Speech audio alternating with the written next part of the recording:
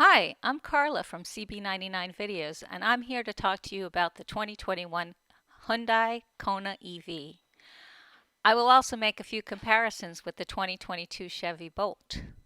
Please subscribe to CB99 Videos if you like the video, and please consider giving our channel a super thanks. The first thing you notice about the Kona is its size. It's a compact SUV and has much more cargo and seating room than the Bolt. It's also quite a bit longer. Another thing you notice about the Kona is that the charge port is located at the front of the car. I found this to be useful for charging at some charging stations as long as the charging station is installed in front of the parking space. For stations installed to the side of the parking space, such as mine at home, the front charging port location is much less convenient. I was unable to find a stop button for charging on the Kona's user interface.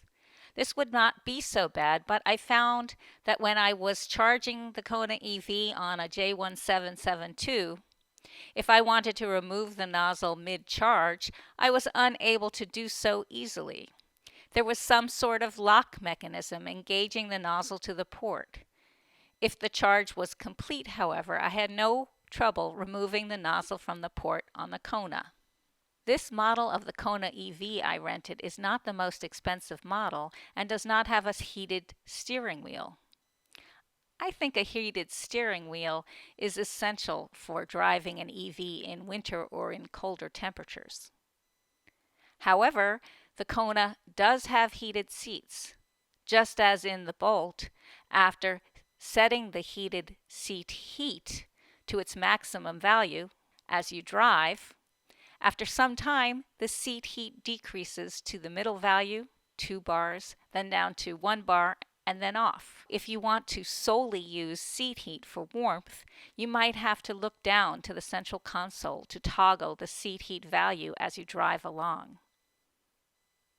You control the driver's side seat heat from the driver's side of the central console, and similarly for the front passenger seat.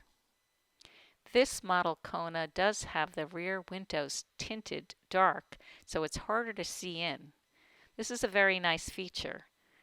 The window tinting on the Chevy Bolt is not as dark. The Kona, like the Bolt, has tire pressure sensors, but you have to drive for a bit before the Kona provides you with tire pressure, whereas the Bolt gives a sensor reading without having to drive. The Kona has plain vanilla cruise control, while my lower-priced 2022 Bolt EV 2LT has adaptive cruise control, which I think is a great feature. You can get a heated steering wheel and adaptive cruise control in the most expensive Kona EV, but the MSRP for that model is quite a bit higher than for the version of the Kona that I rented. A nice feature for the user interface for energy information in the Kona is that if you have climate on, that would be heating, defrost, or AC, when you're viewing that screen, the car indicates what your expected range is with the climate on and with it off. This is helpful for trip planning. The Kona EV has altogether 4 driving modes: Sport, Normal, Eco, and Eco Plus. Sport mode is more responsive by maximizing the torque, but this is the least energy efficient mode. Normal driving mode is more efficient than Sport mode. The Eco mode is more efficient than both of those modes for acceleration and for climate control. The Eco Plus mode takes the Eco mode one step further to maximize battery range by limiting the driving speed to 60 miles an hour and restricting climate control. I personally would only drive in Eco mode and potentially use Eco Plus in a critical battery situation. In addition, there are 3 regenerative braking levels to choose from in the Kona. I chose the maximum level of regen in the Eco mode, and I found it was a good choice for energy economy. With the Bolt 2LT, there is only one regen mode, which I think is fine. Who needs to have to think about what level of regen they want. This Kona has one USB port in the front console that permits you to connect your phone via Android Auto or Apple Car to the display screen of the vehicle. Speaking of which, the display screen on this Kona is relatively small compared to that of the Bolt 2 LT. There is also an audio aux port, something that I don't have in the Bolt 2 LT, and one other port in the Kona.